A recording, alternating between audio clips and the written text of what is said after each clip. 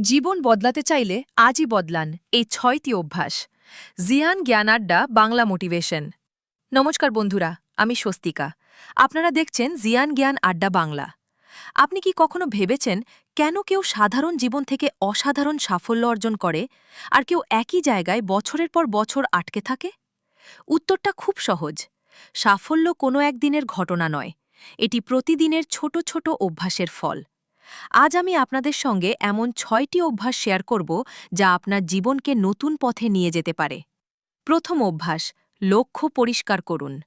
যে মানুষ জানে না সে কোথায় যেতে চায় তার জন্য কোনো পথই সঠিক নয়।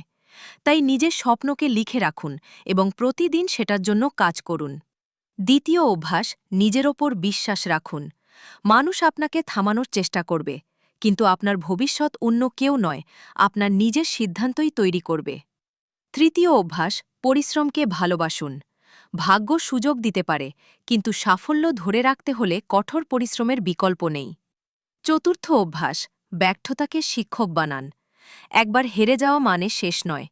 প্রতিটি ব্যর্থতা আপনাকে আরও শক্তিশালী করে তোলে, যদি আপনি সেখান থেকে শিক্ষা নেন।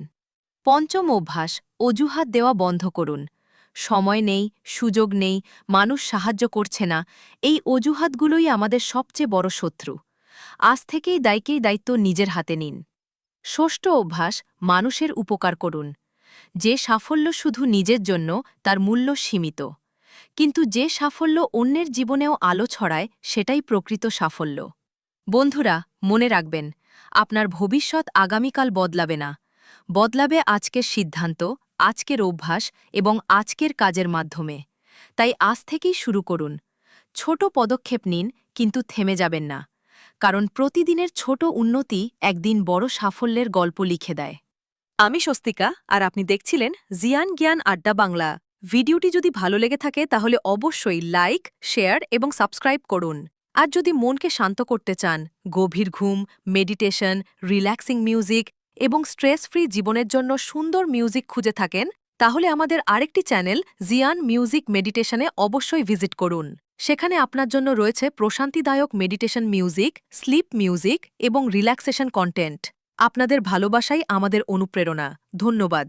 আবার দেখা হবে পরবর্তী ভিডিওতে।